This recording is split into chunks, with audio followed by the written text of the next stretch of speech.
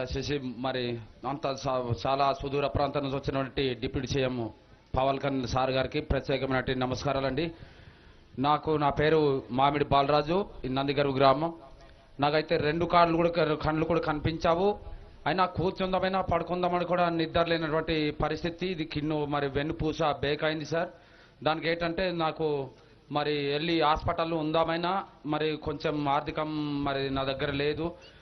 మన ప్రభుత్వం వాళ్ళు మనకు ఎంతో కొంత 6,000 రూపాయలు ఇస్తున్నారు. కానీ మాకు ఇద్దరు పిల్లలకి మా ఆవిడికి నాకు కొద్దిగా ఖర్చుకు సారట్లేదు సార్.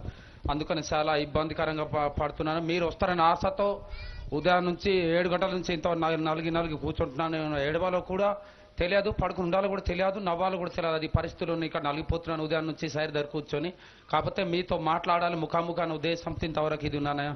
ఒక నిమిషం సార్, ఇల్లు గురించి అడిగారు. మనం ఖచ్చితంగా ఇల్లు కట్టించి ఇచ్చేస్తాం, చెప్తాను. ఒకసారి మన గౌరవ మంత్రి గారు మాట్లాడతారు, మనోహర్ గారు కొన్ని అడుగుతారు, చెప్పండి సమాధానం. 35 కిలోల బియ్యం వస్తుందా? లేదు సార్. మీకు కార్డు లేదా? రైస్ కార్డు లేదా? కార్డు ఉంది సార్. 20 కేజీలు ఇస్తున్నారు సార్. 35 కిలోల బియ్యం మీకు ఇవ్వడం లేదా?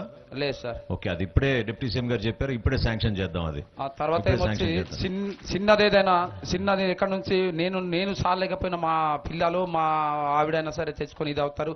చిన్నది ఏమైనా మన ప్రభుత్వం నుంచి ఏమైనా కొంచెం సహకరిస్తే చిన్న ఇంత మారుమూల ప్రాంతంలో కూరగాయలు కానీ లేదంటే మిరపకాయలు ఏదో ఒకటి ఇలాంటి వ్యాపారం చేసుకొని దాని ద్వారా నా ఉపాధి కల్పిస్తారని ఆశిస్తూ. డిఆర్ డిపో ఉందా అక్కడ మీకు?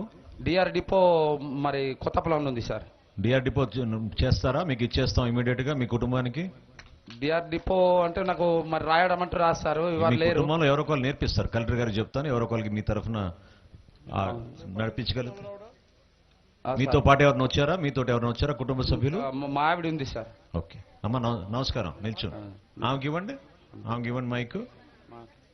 మాట్లాడమ్మా. మీకు డిఆర్ డిపో ఇస్తే చేసుకుంటారమ్మా మీ కుటుంబం? చేసుకుంటారా? Very good. కలెక్టర్ గారికి చెప్పి డిప్యూటీ సీఎం గారు చెప్పారు, శాంక్షన్ చేద్దాం మీకు, చేసుకోండి.